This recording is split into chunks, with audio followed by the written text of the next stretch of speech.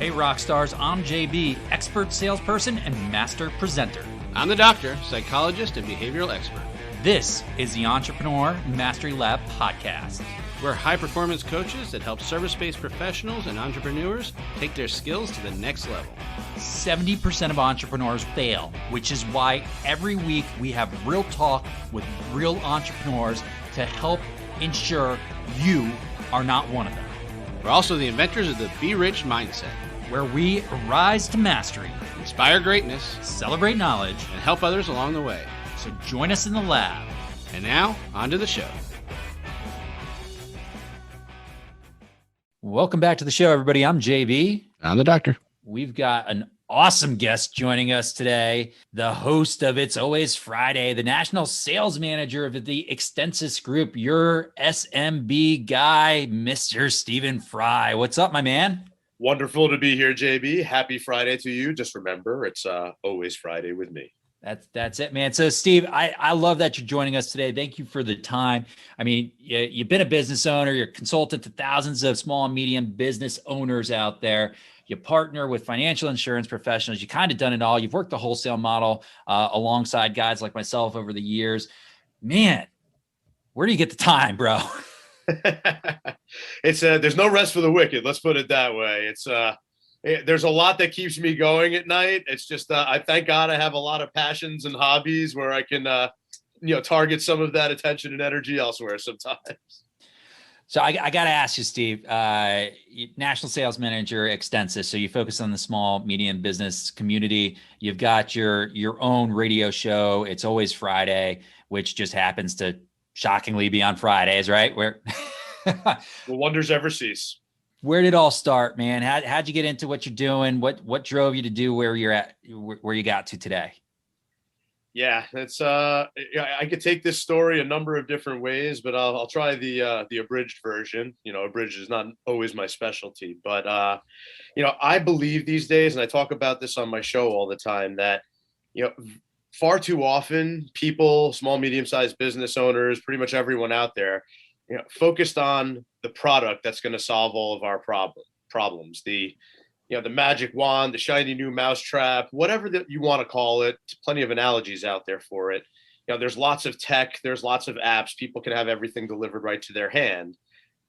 But I truly believe that there is no substitute for people first. People begin and end everything that we do, everything that surrounds us. And then really having a good, tangible process. Really having the method behind the madness lends itself to better execution, at least in my experience. Most people I chat with these days tend to agree, but too often with the product, focus type of approach, you find yourself in the ready, fire, aim type of position, where I would prefer to be a little bit more targeted. So I know, nice long drawn out answer to a fairly simple question and, overview of the story, but, going back a ways, I was always a people person. Some people, extroverts, like to go out and shake hands and, kiss babies, give hugs, have drinks, just see each other in person. Pandemic obviously been rather challenging for that. When I was really young, as soon as I got the bug, I liked the idea of almost hosting a game show. So, hosting a podcast and doing a live weekly talk show, something that I kind of always had on my radar, as you guys did. And, just really getting some good discussion out there and just connecting with people. But, I'm a sales strategy, business development professional. That's, kind of how the travels have led me. I started out with a little bit of a different focus, which I'm going to go into in a second, but just going out there and having the experiences in the field, there's no substitute for having people tell their story. And that's like one of the number one people skills that I tend to focus on is sharing stories, whether it's my story or the story on the other side of the table, or trying to get a story that's somewhere in the middle. It's the best way that people connect. Everyone loves and appreciates a good story. Then getting into the process and product mindset that I tend to have, following people. I went to the University of Maryland. I went to the business school, and Maryland has always been kind of big on double majors. And I had a double major. The first one that I tended to concentrate on more was information systems for business services. which is actually an abridged version. It was called Management Science and Statistics / Decision and Information Sciences. Long story short, a lot of process, a lot of schematics, a lot of systematic scalability, just great discussion of process, do more with less, be as efficient as possible, work as smart as possible. And then the other major was finance. So, when all is said and done, especially when you think about financial services and especially in today's day and age of being responsible and fiduciary, being a good fiduciary, doing things in the best interest of clients, you'd like to think that, people in financial services and who concentrate on finance, do things with best practice. It's not always the case. At the end of the day, after due diligence is done and you really get to know the person and you learn how they tick, you got to be able to get some type of solution into their hands. And that's, when I reflect back on my travels and my experience, I was kind of programmed this way from the very beginning, but it didn't really crystallize until recently how, I'm a big Lebowski fan. So how the rug really tied the room together, so to speak. It's awesome. By the way. But I got to stop you for a second, man. I don't understand how you can go to the University of Maryland and double major in the longest named major I've ever heard in my life and the shortest named major I've ever heard in my life. I couldn't even write down the first management something and then finance. When you think about it, when you think about it, JB, it really stands to reason. Like, the process oriented side of the brain is like how to put the gun together and take it apart. So there's no way to completely summarize it in 2 seconds or less. It's got to be some type of long drawn out explanation. Kind of just like the first 10 years of my professional career was very much about technical aspects, like what to do, how to do it, where's the most appropriate place to do it. And then the most recent 10 years has been about, it's not what you say, it's how you say it. Finance, short, simple, to the point. I feel like something focused on efficiency, they need to come up with a better name for it. I'm just throwing that out.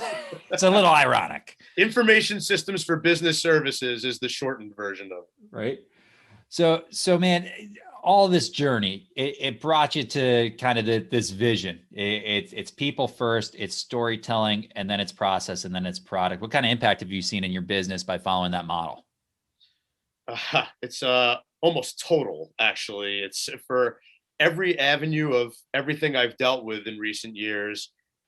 I have yet to find a spot where I can't apply the mindset and the thought and the thought behind it, really, which has been great. And it's funny, in the circles at Extensis, I've routinely spoken with my colleagues about, telling the story. It's like, it's about the people first. This is ExtensisHR is a people solution. It's a workforce solution. So think it in terms of people first. And it must have resonated somewhere, because earlier today, even, I was on a training with ExtensisHR that was, the training is called now People, Process, and Product, after I started, going down this road. So, as far as my work with Extensis, like I've seen a big impact there of just treating almost every situation, whether it's internal or external focused, it tends to be applicable. And then with my show, I wrote down this type of philosophy and this kind of methodology, let's say about 4 years ago. And then, this past September during the pandemic, when I launched the show, it was kind of a basis, the methodology, the thought process that I had written out became the basis for how I run, the weekly live talk show that I do on, in the podcast. So it's been very impactful. I always knew, I was always told I had a face for radio, I always say, but I was always told I had a good voice for this. And, in my sales and strategy and business development types of travels and wholesaling career, et cetera, using your voice, my voice, it tends to be our most powerful asset. I didn't realize until recently just how powerful it can be. And sometimes it takes one of those big, macro global events to really steer you in that direction, where we've all dealt with the pandemic. A lot of people have struggled with the idea of virtual presentation and engagement. And frankly, I was always kind of used to it. If you do national account work, I was on the road 1 or 2 weeks a month over the years.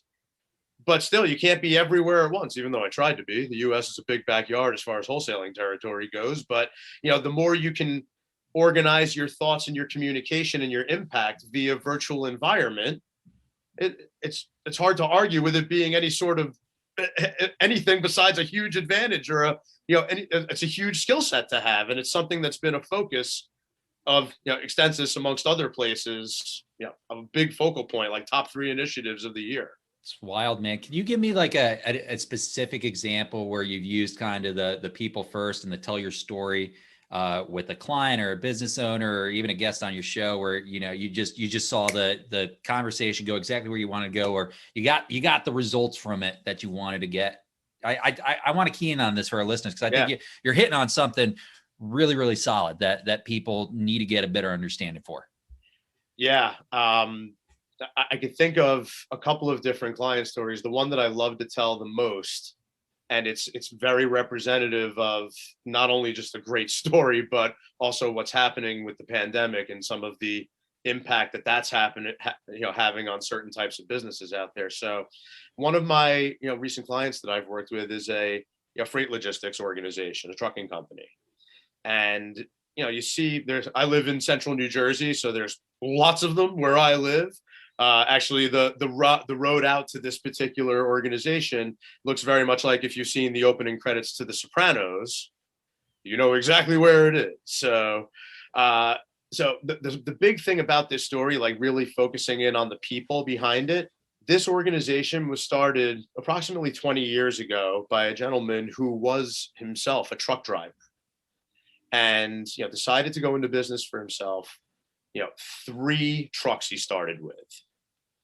And he had a partner, and he, worked really tightly with a partner to grow, this business, this freight logistics organization. And, got to around, I think it was 2015, again, when I listened to the story of the organization, got to about 2015, they were up to about 20 trucks, and, they had grown significantly, but, everyone was saying, it's like, hey, you gotta make some changes here. It's like your partner's not necessarily as engaged and pulling the weight that you are. In fact, he's kind of dead weight. I always get a little wary when I hear about trucking companies say a partner is dead weight in central New Jersey or northern New Jersey. I get very nervous when I hear that. But they had discussion amicably and decided to part ways. And the partner had bought out the other one, and 5 years later in 2020, they had grown to 75 trucks. So there may have been something to the discussion that needed to get rid of some dead weight to really realize the growth.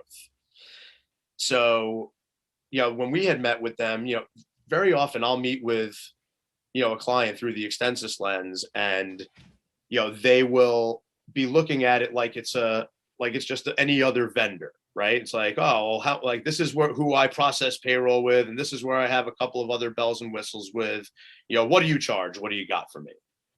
And, I look at what I do as very much a custom tailored suit, as opposed to one off the rack, being my Extensis work, being my show and any sort of consulting work. It's more of a custom tailored approach. So, it's something that it might not necessarily fit everybody. If 9 times out of 10, if somebody asks me a commoditized question like that, I can immediately jump to a conclusion and be like, hey, this person's not a fit for me. I have a half hour all day long to try to figure that out with the person and to at least hear the story and get, kind of a lay of the land, so to speak. But usually, like for what I do, it is someone who's more engaged with their business, who's looking to grow, who's looking to be an employer of choice and really get some good leadership qualities out there. It's all of those things wrapped into one. Someone who's got a culture that they want to, not only improve, but disseminate out there, like really get out to their people and make them feel like they're part of the family. And with this place, it really was a family feeling, because the 3 the daughters of the owner were the ones that were actually engaged running various aspects of the business, including HR and working with some of the drivers and training and all of that. So it's very much for me, in the discussion, it's a family affair pretty much. Like, so, people always want to feel like they're part of the family, so to speak. So this group has goals of going from 75 trucks to 150 trucks in the next 5 years. So like, I want to be viewed as, somebody who's a long-term partner, somebody who's aware of the whole relationship and aware of the whole picture, the landscape, so to speak, and sees the horizon and sees the forest through the trees, where we can actually effectively tailor the solution to best accommodate them. And that whole experience that I went through, like, did it with some of my partners. And again, this was during the pandemic. This was one of only a very small handful on one hand of in-person meetings. And this is a group that's always meeting in person no matter what. It's Freight Logistics, and they're completely growing like crazy right now because everybody's having everything delivered every 5 minutes. So it's very indicative of, a lot of pieces of industry right now, things that are traditionally more gray, blue collar in nature. They are booming in a lot of ways right now. And some of that has led to, more thought about the future and growth and reinvestment into infrastructure. So they're not trying to continually build a house on a foundation made of sand. And I love getting involved in discussions like that. And they do become a little bit more about getting to know the people and the story and the process that they tend to go through than anything else. If I just looked at them at face value as it's just another trucking company or something involved in freight logistics, you can make all kinds of wrong assumptions about what's going on with these folks. Well, man, you use the analogy, a custom tailored suit, and you think about it, like, you just visualize what that means. If anybody's ever been to a tailor, I mean, you can't custom tailor anything without getting to know somebody, right? I mean, you're literally taking their measurements to get it. So you talk about people first and what you do. And the difference is, if anybody watched the draft a few weeks ago, by the time this launches, and saw a picture of Dabo Sweeney and the suit he was wearing, what the difference is between a custom tailored suit and an off the rack suit. And God knows why that guy was not wearing a custom tailored suit. I think out of anybody that could afford a custom tailored suit, it would probably be Dabo Sweeney. So maybe you need to talk to Clemson. Yeah, they might not be a small or medium-sized business, but you could probably help them out a little bit, my friend. You know what, though? You bring up, another thing that, comes to mind for me, which is also just, goes back to this, not what you say, it's how you say it, and the methods of communication with people. I've taken some courses just about the differences between communicating with a baby boomer versus somebody from Gen X, like I am, and like you are, I believe, and somebody who's a millennial. And there are some significant differences. Now, with that said, the pandemic and the way we've all been living has tilted a lot of the ways that people digest information more into the way the millennials do, which is interesting to see, just the way people are taking in information now. But I call it the Goldilocks approach, which is too hot, too cold, and just right. So as it comes to a suit, right? Like, you can go too hot. You can go to the Brioni suits and start at $5,000 if you want.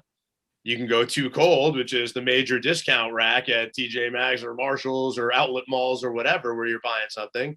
Or then you could go middle of the road, like, what's just right? Well, what's just right is what works for you.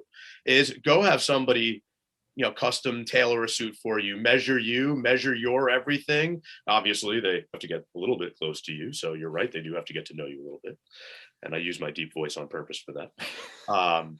But it's something that it's an important note. It's, even doing just a custom tailored suit, it's not egregiously expensive anymore. There's lots of SMBs out there that'll do it. And some of them very, very cool. And some of them very mobile. Well, they'll bring it straight to you. But still, like, it's not what you say, it's how you say it. It's like, I can open the jacket to my custom tailored suit and go say, hey, this is my own brand. It has my name like stitched into it. It's like, again, it's a lot of times, I know you guys like to talk about presentation as well. It's not what you say, it's how you say it. That's it. It's a big part of it. And Doc, from your perspective, we've got a scenario here where it's it's the focus on the person first. It's not a focus on anything but the person. What's the kind of I don't know, what's the science behind that? Why does that work so effectively? Also, I've been distracted the whole time because earlier I was thinking of when they're lifting the dead weight in Jersey. All I kept picturing was Joe Pesci coming up. So I've been kind of stuck on Joe Pesci. And then we started talking about the tailor in the suit. Now I'm just picturing Joey from Friends and his naughty Correct. tailor. So I'm going all over the place in my world today. So what was that question? The psychology behind why people first work so well. What about like the focus on you, and listening to you? Why does that work? I never listen to anybody. I don't know what you're I don't talking listen about. to me. I talk too much, so that's my fault, right? Guilty. I think again, listening is building that connection. And if you've listened to some of our other podcasts, you hear about that, like the authenticity kicking in and people doing business with people they know. And why is that? Because they get to know people, they get to build that trust. And when having that conversation, asking those questions and getting to know someone helps build that kind of community. And that's what people like. That's what people feel comfortable with, especially if it's in an area that they don't know so well. Then they're trusting whoever they're talking to. They have to trust whoever they're talking to be that expert in that field. And the only way that they can trust that person is to getting to know them. And I think that's where those stories come in, is you get to feel a little bit about their history, and then you can relate that to someone. And I was doing that a little bit with the audience in a joking way, because people can relate to Friends. People can relate to the mom movies with Joe Pesci. So they get that comfortability. So if they weren't drawing any parallels, now they have an ability to draw that parallel. That's interesting, man. All right. So Frey, we've got people first, we've got the storytelling, then we've got the process. One of my favorite words you could possibly say is process and routines. It's all about the PR, right? I love that. I need to trademark that shit. Process. What's it mean to you? Why does it work? Walk us through that a little bit, man. I've just seen too many happy accidents happen. It's not that I'm necessarily against happy accidents, especially when it comes to sales and business development, because sometimes those are fun stories. But I do prefer, success to be a little bit more planned. So there has to be method behind the madness. And one thing I wanted to throw in before we get too far away from this, there's a mentor of mine from the financial services industry, Don Connolly. I don't know if you ever listened to any of his stuff or read any of his blogs and all that, but he's a great communicator, great storyteller, great analogy giver as far as the financial services industry goes. And he goes, he says something to the effect of the 3 rules to effective communication. First of all, the more words you use to get your point across, the less people listen. And although I do like to talk, and so do you, he's right. Like the more words you use, like people start to just hear wah, wah, wah, wah, like Charlie Brown's teacher, right? I tell JB that every time we have yeah, point duly noted. Number 2, people zone you out the second you start using numbers. And that one's sensitive to me because I'm a numbers guy. I like numbers. A lot of times, like I'm like Rain Man sometimes, where I remember numbers more than I remember other things. But it's still like when you're trying to effectively communicate with people, when you start even throwing numbers out there, sometimes, if you're talking, I just won the lottery for $500 million, everyone's going to latch onto that. But by and large, people kind of tune you out when you start using numbers. The third big one is that everyone loves and appreciates a good story. And to me, when you're talking about people first, nothing connects people better than sharing a good story. Now, when it gets along to the process side of things, not to completely beat the peas to death here, but I look at process as providing perspective. And I'm very big on the process side of things before getting to different products, because I do firmly believe, and my 40 plus years on this planet has really not shown me otherwise, is that products change every single day of our lives, whether you're talking about business or you're talking about your personal life. The analogy I always use is I just bought this 85-inch TV this past Black Friday, and I was never so excited before. Like the thing is like swimming in the main room of my house. It's just amazing. But this TV has some crazy features compared to the one that I bought 10 years ago on Black Friday, Cyber Monday, what have you. But I bought the TV from the exact same store, the exact same people, the exact same time of year, because that's when the best sales are. But are the features on the TV the same 10 years later? No, they're wildly different. It's a completely different playing field as far as the actual product goes. It's no different in business world. So, when you get into the process side of things, it's, first look at the people, have the right people around you. Great. Have the right people to partner with, the right people to use as resources, the right people to assist you. But then process wise, like really start to provide perspective. I have had a really interesting travel of, work and life in the last 40 plus years. I like to use my stories and analogies and experiences to best relate the perspective, because the more you can make it about the story and about the human interaction part of it, the more likely you are to get engagement from people. Remember, not too many words, basically no numbers, but always a story. So providing the perspective in the guise of some story, I tend to find to be a good process. If I don't have the exact subject matter expertise, I have a ridiculous network of people to lean on to provide the actual subject matter expertise. Perspective is huge, man. I love talking about perspective, Steve. And I'll share a story that I used to use all the time when I worked wholesale, because people would always get caught on this one. So I want our listeners to imagine for a second, because this is exactly what I would have a conversation around with people is I'm putting 2 stacks of bills in front of you. One stack has 5 bills and the other stack has 4 bills. Which one you want? Without any perspective, there is not a single person that'll say, give me the stack of 4 bills. But if I turn around and say, here's 5 singles or here's 4 20s, I know which stack of bills you're going to want. That's perspective. And that's why it's so important to have perspective, because nobody wants to turn around and walk away from $80 to get 5. Absolutely. And one thing that also, kind of happened in my travels, again, I've been, let's call the professional life, 2 decades at this point. The first decade was all about the technical side. The second decade was all about, the narrative behind it. Like, who's moving the cheese as opposed to the shiny new mousetrap and how it works. So what I learned vividly along the way is people buy on emotion and they justify it with logic, not the other way around. And yeah, do you have an occasional anomaly here and there? Sure. But by and large, people buy on emotion and justify it with logic. You know what creates emotion? Stories. I want to point out that JB's story had a lot of numbers in it. You're welcome. They were not that many numbers, Doc. All right. 2 numbers or something. Jeez, man. Take it easy on me here. Yeah, Frey, perspective, coloring in the lines, the pictures.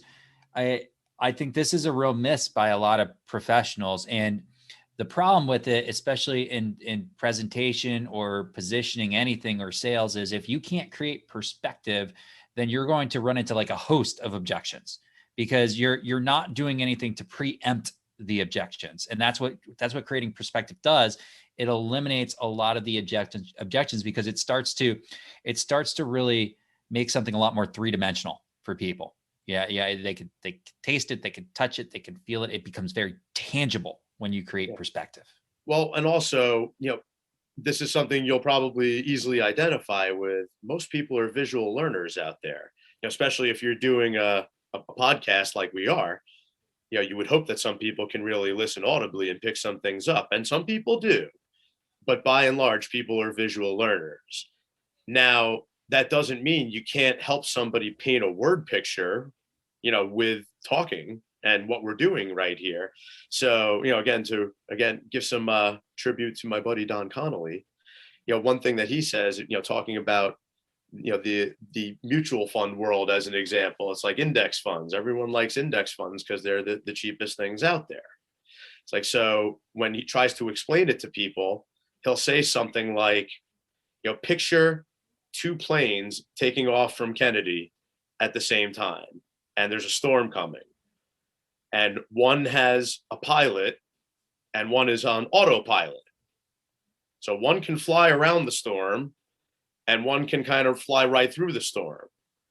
Which one would you rather be on? And this is from the perspective of a financial advisor trying to sell against, index funds. Because when you talk about things like index funds, it's tracking an index. All, boats rise and fall with the tide, so to speak. And it's kind of on autopilot, and it's reflexive of whatever else is happening out there. But if you have somebody who's actively behind the wheel and managing a portfolio and has their finger on the button, they can kind of navigate around the storm.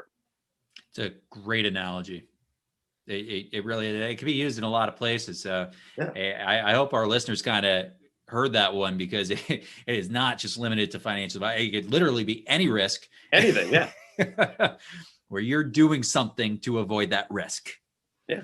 No, I mean, listen, there's anything in this life is a little bit of a give and a take. And that's another spot where I think people miss, is like, there's this general all or nothing type of feeling about certain things. And I can sympathize and empathize with it all day long, because I can have that kind of personality sometimes, all or nothing. But in reality, it's not really like that, especially, when I talk about, risk management and risk mitigation from the Extensis side of things. Everything's a little bit of a give and a take. You gotta be looking at it. That's all. All right, man. I got a curveball for you here. I'm going to make you think about this one. You've been working with small and medium-sized businesses for years. Yes. Craziest business you've worked with. And I'll be careful with the word crazy, because the doc yelled at me before about using the word crazy too much. So wildest business you've ever worked with. So I don't want to get too specific here. I mean, people, look me up, track me down. They'll probably piece it together here, but it's kind of a general commentary on this world. So, we live in an age of, a lot of innovation and a lot of change and a lot of technology and a lot of cool ideas being disseminated out there. But a lot of them are still kind of in the idea phase, not necessarily in real life, real solution, real practical application, so to speak. But some of them have raised money to the point where you can almost get nauseous. Like they've raised so much of it based on a wing and a prayer that it's just like, it's crazy to see that they're not further along as somebody who has had certain types of experience along the way, and kind of felt really clear about how things should go from here on out. And what I'm talking about, what I'm alluding to ever so gently, is the advent these days of venture capital backed organizations, private equity or organizations, places where folks like have an idea and they put down a 10 slide PowerPoint pitch deck and present it to people and do a good dog and pony show. And I know you appreciate a good presentation, as do I, but it's basically like they get some angel investors, seed money, Series A, whatever you want to call it, and whatever packaging you want to call it. And then they're like, okay, now we got to figure out how to deliver what we were talking about to everybody. And it happens a lot these days. And, I'm, especially when it comes to some types of innovation and newer approaches and technology, I'm okay with selling the dream a little bit, but there has to be good people and good process behind it. And, that the example I'm thinking of for me, I did have an affiliation with one such place that was a venture capital backed organization with an industry I love that's very near and dear to me, and one that I have some great experience and credentials in, that I can apply and have some great perspective to give from multiple angles. But it was the type of thing that was, hey, we had an idea, we got this capital, we have some grandiose plans, and we have positions set up for friends of the family that don't necessarily know exactly what we need to do here, but they've been with me before when I've done something like this, and I'm just going to have them come hang with me and we'll figure it all out together. Everything's cool. Places like that these days, they look so much like they're so much fun, and they are. There's, having ping pong tables and pool tables and kegerators and bars and all kinds of stuff inside the office is phenomenal. But there needs to be some type of real product and service and real tangible information at the end of the rainbow. When you talk about these venture capital backed types of companies, they're very exciting. I mean, the stories behind them can be phenomenal, but there has to be some type of next steps with it, some type of process, some type of, engagement with folks that can actually do the next steps to move everything forward, as opposed to just kind of selling the dream for years at a clip. And, when you ask what the craziest experience is, I vividly remember the first day of intimate discussion in person with these folks. And it just went right from the beginning. It was like, okay, in 3 months, here's what we told our board of directors, here's where we're going to be at, and here's where we are now. And I was one of those jaw just hit the floor types of experiences. And I was just like, okay, I have some ideas. They might not be the ones that you guys want to hear, but it's a lot of times it's just promising too much product before getting ahead of the people in the process. And it's just it becomes too much about that. I've had so much of this, type of discussion as of late, where when you talk about craziness and what are the craziest types of industries, I think of a lot of things around marketing intelligence and some of the analytics that are out there, and people, kind of cold prospecting you on LinkedIn these days, very coldly reaching out to you, which, I appreciate that people are trying to, get some information and engagement that way, but it's just so robotic feeling, and it's not people oriented at all. It's not making it any sort of personal. I've seen a crazy amount of metrics driven analytics, whether it's for the venture capital backed startup company or for, sales quotas and revenue and all of that, where people are looking kind of at the past. It's like, here's what we did, here's what we expect to do in the future, but, based on what we did. And I think of, finance, the world of finance, just studying it back in the day and having worked, alongside of it for many years. It's just the first thing that the first disclosure a financial advisor will make you sign says past performance is not indicative of future results. And then I think about, me getting on, a show with you guys and talking about learning the story and the narrative and what's really driving things, which leads to more forward thinking. But if you said, hey, I have, something that's a predictive, type of investment indicator where it's almost equivalent to what people would consider to be a crystal ball in traditional thinking, that's not acceptable, really. But there is tangible evidence and good people and process behind some of the data that does some accurate predicting and forecasting. So it's kind of it's one of those weird double standard types of positions to be in sometimes. I want to keep learn from my past and my experience and really still keep some forward thinking, which actually makes me a perfect Gen Xer. I'm the forgotten generation of everything. Yeah, it just speaks to me. It all goes back to people first. It really goes back to people first, because I think had those venture cap people really done maybe the level of due diligence that they should have of who are we working with and what is their story and their vision, and do they have if they really dug into that and got to know them on a better level, I wonder if the same investment would have been made. I question whether it really would have.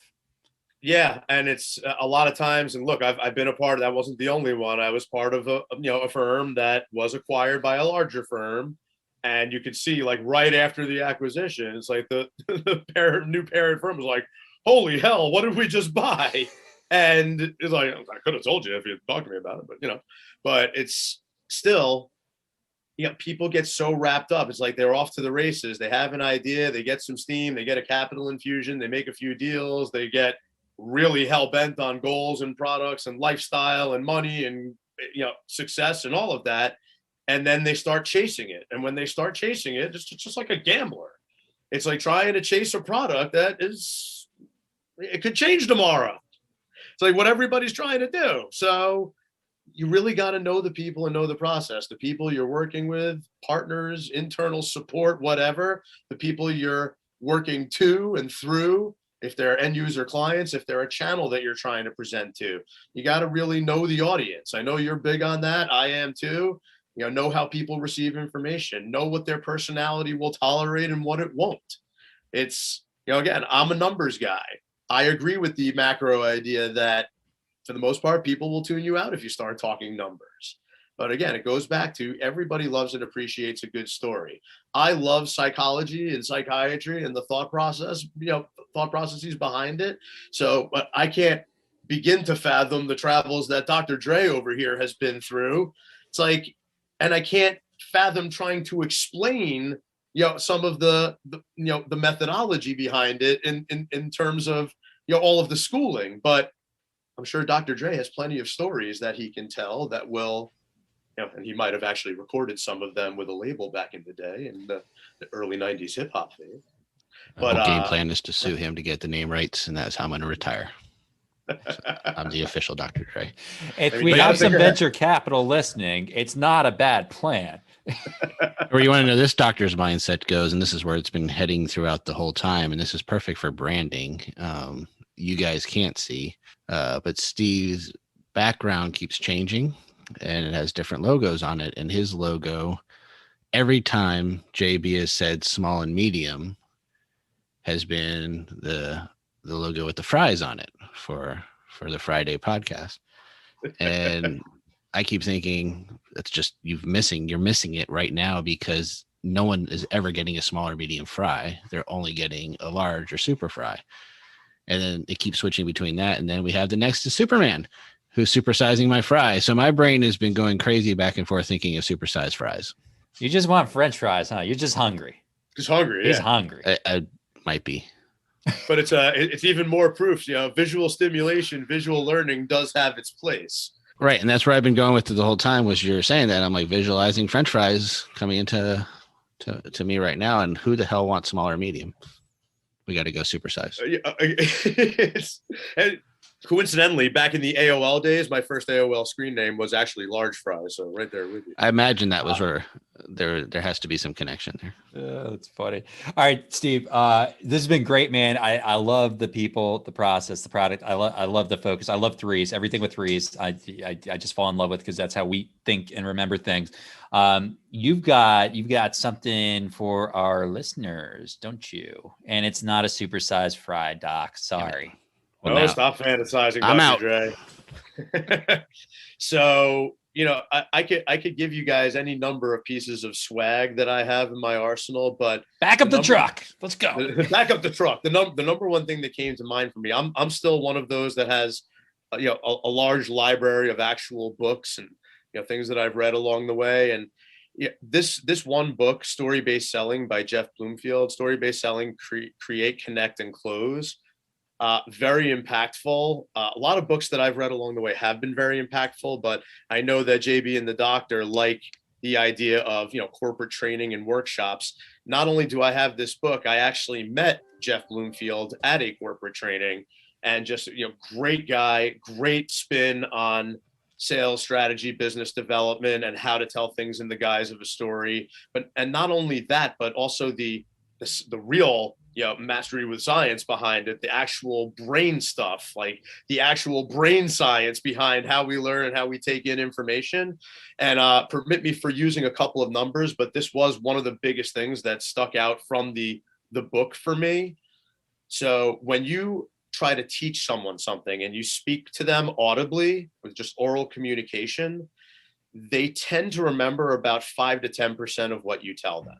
When you start to add visual aids, and should be no surprise, PowerPoint, graphs, what have you, goofy pictures of Superman behind you, people tend to remember about 25 to 30% of what you tell them.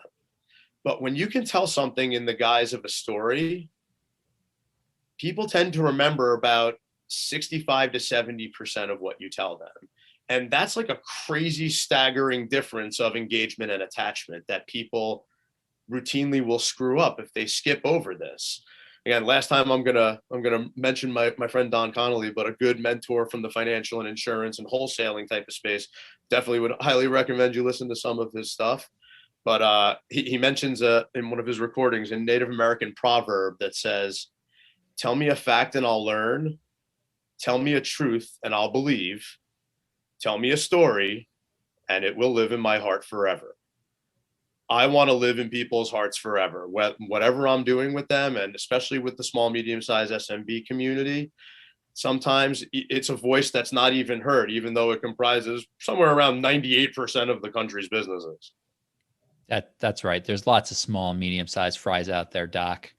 Exactly. It's a supersized one, live in your heart forever. Frey, this has been great, man. We really appreciate your time. Thanks for joining us, and a lot of awesome insight. Obviously, it's some great people to check out, and if any of our listeners are interested, I mean, you can check out Steve's show. It just happens to come on every Friday. It's always Friday with Steve and Frey, your SMB guy. We'll have the details there in the show notes. So start your week off, because our podcast comes off on a Monday. You start off your week with us and you end with him. It can't get better than that. Yeah. And just to, bring things home, I'll give, some of the folks a teaser who've never heard it before. My last name, Frey, F-R-E-Y, means free in German. So aside from being a play on words, haha, it's always Friday, I do believe that most of the clarity and thought leadership around small and medium-sized business happens on Friday when we feel that weekend freedom coming.